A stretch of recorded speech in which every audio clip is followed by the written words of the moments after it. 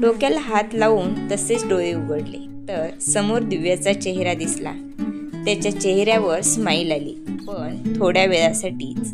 त्याने घाबरून इकडे तिकडे पाहिले. तो सोफ्याजवळ बसून झोपी गेला आहे हे त्याच्या लक्षात येते. आणि आपल्याला रात्री या अवस्थेत पाहिलं तर नसेल ना. दिव्याच्या घरी सगळे टेन्शनमध्ये असतात, कारण रात्रीचे 10 वाजले तरी दिव्याचा आणखी काही ठाव ठिकाणा नसतो. दिव्यांशला तर सगळं माहीत असतं, पण कसं सांगायचं या विचारात तो असतो. शेवटी सगळी हिंमत एकवटून तो बोलतो, मॉम डॅड ती येणार नाही, दी तिच्या सासरी गेली आहे. तसे सगळे शॉक होतात. दिव्याचे डॅड ओरडतात, तुला काही अक्कल आहे का? तू काही कसा बोलतोस? डॅड मी खरं तेच बोलतोय, खोटं नाही सांगत. दीदीने कोर्ट मॅरेज केलं आहे. नाही दिव्यांश तू खोटं बोलतोयस, माझी दिव्या असं नाही करू शकत. मी खरं सांगतोय. कोण आहे तो मुलगा? अभिजित सूर्यवंशी. व्हॉट? काय बोलतोयस? शुद्धीत आहेस का तू? अभिजित सूर्यवंशी, तो तर तिचा बॉस आहे ना. नाही दिव्या असं नाही करू शकत, तिचे डॅड म्हणतात आणि तिथे सोफ्यावर खाली बसतात. घरातलेही सगळेच टेन्शनमध्ये असतात. ते म्हणतात मी तर पहिलंच तिला विचारलं होतं, मग तिने या लग्नाला होकारच का दिला? पण दिव्यांश पुढे काय बोलणार? त्याला तर सगळंच माहीत असतं, पण सांगणार कसं? आणि त्याच्या बोलण्यावर विश्वास तरी कोण ठेवणार? त्यामुळे तो शांत बसणं पसंत करतो. पण दिव्याच्या डॅडच्या मनात एक ना अनेक विचार घोळत असतात. त्यांच्या मुलीवर त्यांचा पूर्ण विश्वास असतो. काय कारण असेल दिव्याने कोर्ट मॅरेज केलं? एक वेळेस बोलून तरी बघायचं होतं. तिचं त्याच्यावर प्रेम असेल तर आम्ही त्याला विरोध केला नसता. असं का केलं दिव्या? आता विनयच्या घरच्यांना काय सांगायचं? आणि या समाजामध्ये काय आपली इज्जत राहिली? कुठल्या तोंडाने समाजामध्ये वावरायचं? दिव्याचे बाबा हताश होतात. तसेच कुठून कुणाशी काही न बोलता ते बेडरूममध्ये जातात. का दिव्या, का असं केलं? मी कुठे कमी पडलो? कुठल्या तोंडाने लोकांसमोर जाऊ? तुझा माझ्यावर विश्वास नव्हता? एक वेळेस बोलून तरी बघायचं दिव्या. आजीलाही आपल्या मुलाची झालेली अवस्था बघवत नव्हती. त्यांनाही वाईट वाटत होतं, पण पुढे येणाऱ्या संकटातून मार्ग काढण्यासाठी शांत राहणं त्यांच्यासाठी महत्त्वाचं होतं. दिव्याची आई बेडरूममध्ये आल्यानंतर त्या दिव्याच्या डॅडला बोलतात, अहो तरी वहिनी मला म्हणतच होत्या, दिव्या या लग्नाने खुश नाहीये का? मला वाटलं घर सोडून जाणार आहे. अहो त्यामुळे ती नाराज असेल, पण तिच्या मनामध्ये असं काही असेल मला वाटलं नव्हतं. काय तू एक वेळेस मला बोलायचं तरी? मी तिला विचारलं असतं. अहो मला वाटलं तसं काही नसेल, ती आपल्या सगळ्यांना सोडून जाणार म्हणून नर्वस असेल.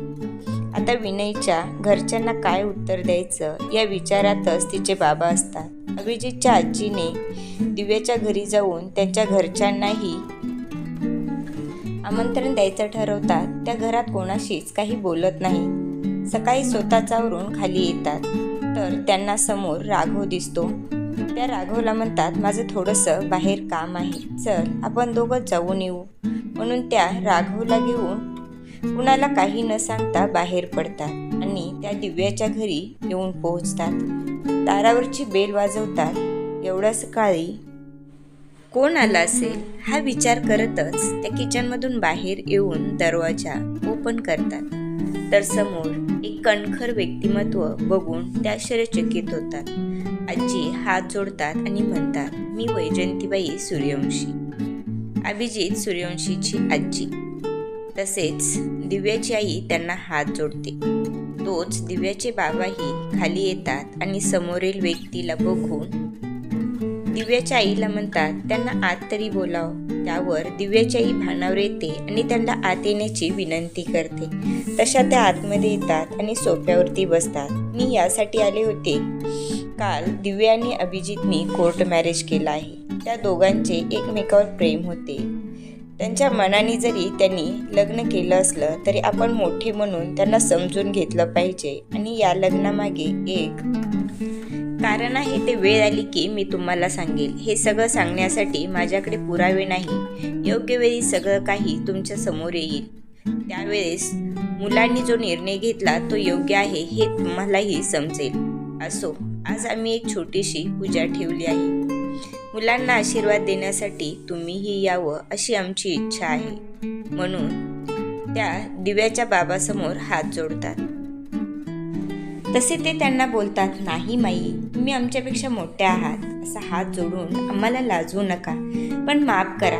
जे काही मुलांनी केलं ते एवढ्या लवकर आम्ही नाही विसरू शकत आणि या पूजेला नाही येऊ शकत. आजी म्हणतात, माझं कर्तव्य आहे तुम्हाला बोलावलं. मुलांनी जरी चुका केल्या असल्या तरी आपण मोठ्यांनी त्या समजून घ्यायच्या असतात. मला वाटतं कोणीतरी आलं तर दिव्यालाही बरं वाटेल एवढीच आमची अपेक्षा आहे. त्यावर दिव्याचे बाबा दिव्यांशला आजीला बाहेर बोलवण्यासाठी सांगतात. दिव्यांश आजीला घेऊन बाहेर येतो. वैजंतीबाई त्यांना बघतात आणि आश्चर्यचकित होतात. दिव्याची आजी ही तिला बघून आश्चर्यचकित होते. वैजंती, सरू तू? तसे सगळे घरातले आश्चर्यचकित होतात. तोच दिव्याची आई म्हणते, तुम्ही दोघी एकमेकींना ओळखतात? त्यावर सरलाबाई म्हणतात, होय, आम्ही दोघी बालमैत्रिणी. दिव्याची आजी म्हणते, वैजंती तू इकडे कशी काय? वैजंतीबाई म्हणतात, माझ्या नातानी लग्न केलं आहे, त्याची पूजा आहे म्हणून बोलवायला आली होती. पण मला काय माहीत होतं माझी मैत्रीण मला इथं भेटेल. आपण बालपणी बघितलेलं स्वप्न आज पूर्ण झालं. वैजंतीबाई म्हणतात, सरलाबाई न कळून म्हणतात, म्हणजे तुझ्या नातीनं आणि माझ्या नातानं काल कोर्टात लग्न केलं आहे. त्याचीच पूजा ठेवली होती. त्याचं आमंत्रण द्यायला आले होते. त्यावर आजी म्हणतात, कोणी येऊ अगर न येऊ, चल मी येते तुझ्याबरोबर. तसे घरातले सगळे शॉक होतात. सरलाबाई कुणाचाही विचार न करता दिव्यांशला म्हणतात, चल आपण दोघे जाऊ. त्यावर दिव्यांश त्याच्या बाबांकडे बघतो. सरलाबाई त्याला म्हणतात, काय बघतोयस? मी सांगितलं ना चल म्हणून. त्याचे बाबाही डोळ्यांनी जा म्हणून खुणावतात. तोच दिव्यांश खुश होतो. दिव्याच्या आई बाबा काही बोलत नाही, पण तिचे काका म्हणतात, आई आपण जाऊया. त्यावर त्या वैजंतीबाईंना म्हणतात, आम्ही येऊ पूजेच्या वेळेपर्यंत. त्या खुश होतात आणि म्हणतात, चला येतो आम्ही. त्यावर सरलाबाई म्हणतात, अगं एवढ्या दिवसातून भेटतोय, चहा तरी घेणार की नाही? त्यावर वैजंतीबाई म्हणतात, आता इथून पुढे नेहमी भेटत राहू, त्यावेळेस चहा घेईन. आता खूप घाई आहे. राघव फक्त ही सगळी बघण्याची भूमिका करत असतो, पण मनातून तोही खुश झालेला असतो. पण दिव्याचे डॅड आणि मॉम नाराज असतात. इथे घरी सगळी पूजेची तयारी झालेली असते. दिव्याला मात्र रात्री उशिरा झोप लागल्यामुळे ती आणखी झोपेतच असते. अभिजित तिच्यावरून एक नजर फिरवतो आणि हळूच तिच्या डोक्यावरती ओठ टेकून जिमला निघून जातो. थोड्या वेळाने दिव्याला जाग येते. ती घड्याळात बघते तर 7 वाजलेले असतात. ती पटकन उठते आणि फ्रेश व्हायला जाणार तोच दरवाजा वाजतो. ती जाऊन दरवाजा खोलते तर अभिजितची आई समोर उभी असते. त्या तिला एक स्माईल देतात आणि बोलतात, झोप आली बाळा रात्री. त्यावर दिव्या मान हलवते. त्या त्यांच्या हातात आणलेलं सामान तिच्या हातात देतात आणि म्हणतात, थोड्या वेळात भटजी येतील, तू हीच साडी घाल आणि लवकर आवरून खाली ये. आजींना सर्व काही वेळात लागतं आणि त्या खाली निघून जातात. दिव्या पटकन बाथरूममध्ये जाते आणि फ्रेश होते. बाहेर येऊन ती तयारी करायला लागते. अभिजितच्या आईने तिला सुंदर अशी साडी दिलेली असते, त्यावर मॅचिंग ज्वेलरी. ते बघून तर तिचे डोळेच मोठे होतात. तेवढ्यात राधा दरवाजा वाजवत येते. अगं वहिनी, आवरले की नाही? हे काय, आवरतच आहे. चल मी तुला तयार करते. म्हणून राधा तिची तयारी करू लागते. तेवढ्यात अभिजित जिममधून आतमध्ये येतो आणि समोर दिव्याला तयार झालेलं बघून स्तब्ध होतो. तोच राधाचं लक्ष त्याच्यावर जातं. अरे भाई, तू काय असाच पूजेला बसणार आहे का? तयार होणार आहेस? राधाच्या आवाजाने त्याची तंद्री भंग पावते आणि तो मोठे डोळे करून तिला बघतो. असे मोठे डोळे करून मला बघू नको, जा पटकन तयार हो, नाहीतर आजी रेशन पाणी घेऊन उठेल. त्यावर अभिजित तिला एक रागीट लूक देतो आणि फ्रेश होण्यासाठी बाथरूममध्ये जातो. दिव्यानी राधा तयारी करून खाली येतात. तर सगळे दिव्याला पाहत राहतात. पुढे येऊन अभिजितची आई म्हणते, खूप छान दिसतेस, म्हणून ते डोळ्याचं काजळ काढून कानामागे लावतात आणि तिला एक स्माईल देतात. दिव्या खाली वाकून त्यांना नमस्कार करते आणि पुढे जाऊन आजी आणि अभिजितच्या बाबांच्याही पायांना स्पर्श करते. तेही तिला आशीर्वाद देतात. पुढे जाऊन काकांच्या पाया पडणार तर ते म्हणतात, बाळा, तू जशी राधा तशीच मला आहे. मुलीने पाया नसतं पडायचं म्हणून ते तिला मिठीत घेतात. दिव्याला भरून येतं. तिला तिच्या बाबांची आठवण येते. ए वेडाबाई, रडायला काय झालं? काही नाही काका, हे तर आनंद अश्रू आहे, ती म्हणते. तसे ते हसतात आणि तिच्या डोक्यावरून हात फिरवतात. दिव्याला मात्र घरातील लोकांचे प्रेम बघून तिला तिच्या घरच्यांची आठवण येते. बाळा, पूजा होईपर्यंत उपवास करायचा आहे, हे दूध घे आता, अभिजितची आई म्हणते. तेवढ्यात अभिजितही तयार होऊन खाली येतो.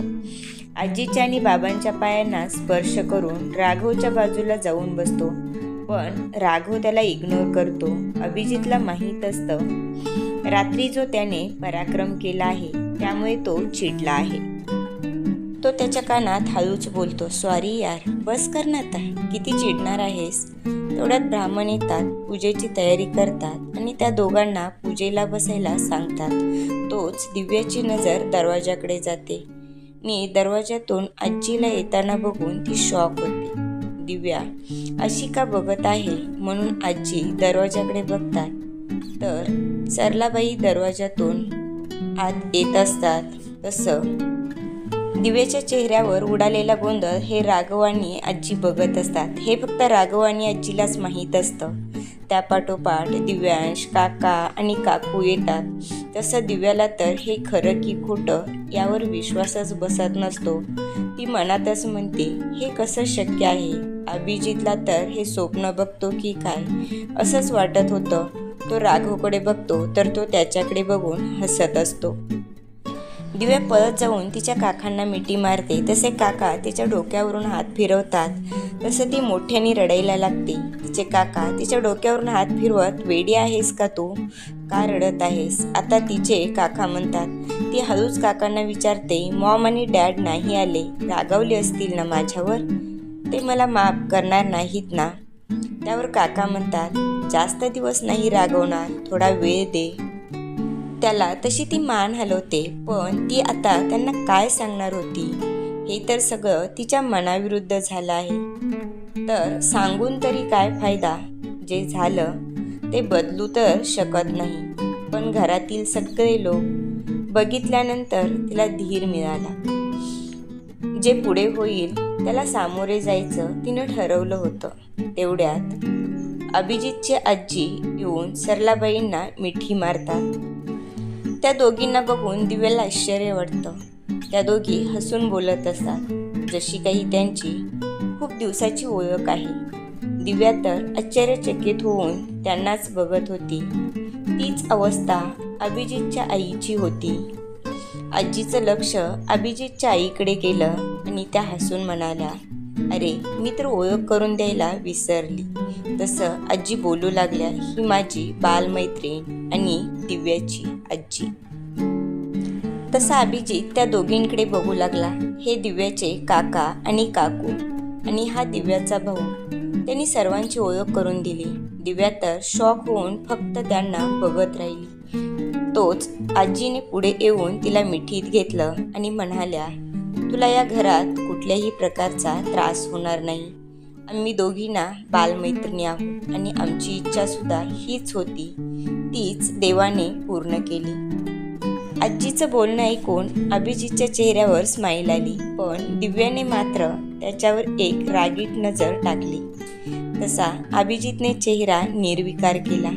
तोच ब्राह्मण काकाने पुन्हा आवाज दिला, पूजेची वेळ झाली आहे, चला पटकन. तसं वैजंतीबाईंनी त्या दोघांना पूजेला बसण्यास सांगितले. तसे ते गुपचूप जाऊन पाटावरती बसले. पूजा करत असताना दोघांचा स्पर्श एकमेकांना होत होता आणि दोघांच्याही मनामध्ये एक वेगळीच फिलिंग येत होती. दिव्याला तर कधी एकदा पूजा संपते असं झालं होतं. तोच ब्राह्मण काका म्हणतात, देवाला नमस्कार करून मोठ्यांचे आशीर्वाद घ्या. तसे ते दोघे उठतात आणि सर्वांचा आशीर्वाद घेतात. इथे दिव्यांश आणि राघवची मात्र गप्पांची मैफिल रंगली होती. अभिजितही त्यांच्या बाजूला जाऊन बसतो. तोच दिव्यांश म्हणतो, जिजू दिनी रात्री त्रास तर नाही दिला ना? त्याचं बोलणं ऐकून राघवला मात्र हसायला येतं. अभिजित मोठे डोळे करून त्याच्याकडे बघतो. राघव मात्र त्याला इग्नोर करतो, जसं काही त्याचा त्याच्यावर परिणामच होत नाही. हळूच दिव्यांशच्या कानात म्हणतो, रात्री तुझ्या दीनी जिजूला बाहेर काढलं होतं. त्याचं बोलणं ऐकून दिव्यांशला हसायला येतं. अभिजित मात्र राघवकडे खाऊ की गिळू या नजरेने बघत असतो. पण राघव त्याचा मला काही फरक पडत नाही या आविर्भावात बघत असतो. त्यावेळी दिव्यांशची नजर दिव्यावर पडते आणि तो भीतीने एक आवंडा घेतो, कारण दिव्या रागाने त्यालाच बघत असते. हे तिघे तिला बघून हसत आहेत हे तिच्या लक्षात येतं. दिव्यांश असा का बघतोय म्हणून राघव आणि अभिजित त्या दिशेने बघतात, तर दिव्याला बघून ते दोघेही घाबरतात. दिव्यांश अभिजितला बोलतो, आम्ही तर दोघे निघून जाऊ, पण त्या वाघिणीच्या ताब्यात तुम्ही सापडणार आहात. राघवला मात्र हसू येत असतं. तो कसंबसं आपला हसू कंट्रोल करतो. अभिजित मात्र या दोघांकडे डोळे मोठे करून बघत असतो. तेवढ्यात अभिजितची आई त्या तिघांना जेवणासाठी आवाज देतात. तसे तिघेही उठून जातात. जेवण करून दिव्याच्या घरचेही जायला निघतात. ते जात असताना दिव्याला मात्र फार वाईट वाटत असतं.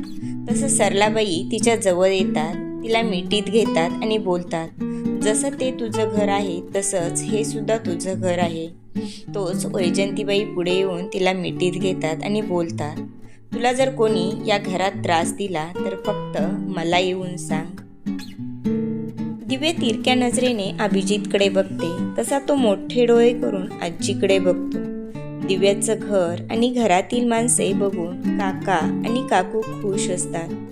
घरी गेल्यानंतर काकू दिव्याच्या घरची माणसं आणि घराबद्दल भरभरून बोलत असते. ते ऐकून दिव्याच्या आईला बरं वाटतं. दिव्याचे बाबा मात्र विनयच्या घरच्यांना कसं सांगायचं या टेन्शनमध्येच असतात. त्यावर आजी म्हणतात, निघेल त्यातून काहीतरी मार्ग, तू एवढं टेन्शन नको घेऊ. घरात आलेले सगळे नातेवाईक वगैरे निघून जातात. आता फक्त घरचीच लोक असतात. राधा दिव्याला तिच्या रूममध्ये घेऊन जाते आणि अभिजित राघवबरोबर काही काम आहे म्हणून बाहेर जातो. तोपर्यंत त्यांची बेडरूम पूर्णपणे सजवून घेतलेली असते. या दोघांनाही त्याच्याबद्दल काहीच माहीत नसतं. राधा दिव्याला संध्याकाळी तिच्या रूममध्येच तयार करते. दिव्याला तर हे सगळं बघून टेन्शन आलेलं असतं, पण ती काही बोलू शकत नाही.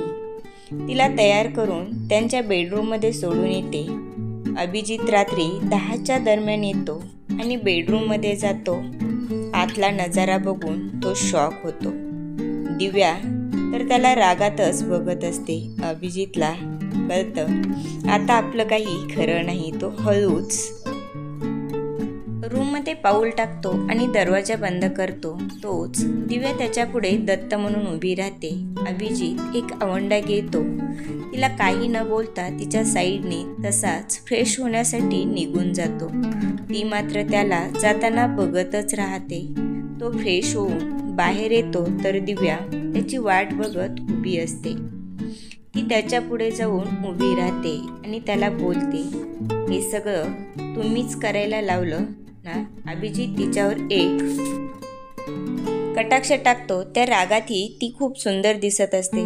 त्याला तिची मज्जा घ्यावीशी वाटते. तो म्हणतो, हे सगळं करण्यासाठी मी सांगितलं तर नव्हतं, पण घरातल्या लोकांनी एवढी मेहनत घेऊन हे सगळं केलं आहे, तर त्यांची मेहनत वाया जाऊ नये असं मला वाटतं. म्हणजे तुम्हाला काय म्हणायचं आहे? त्यावर अभिजित तिच्याकडे स्माईल करून पाहतो.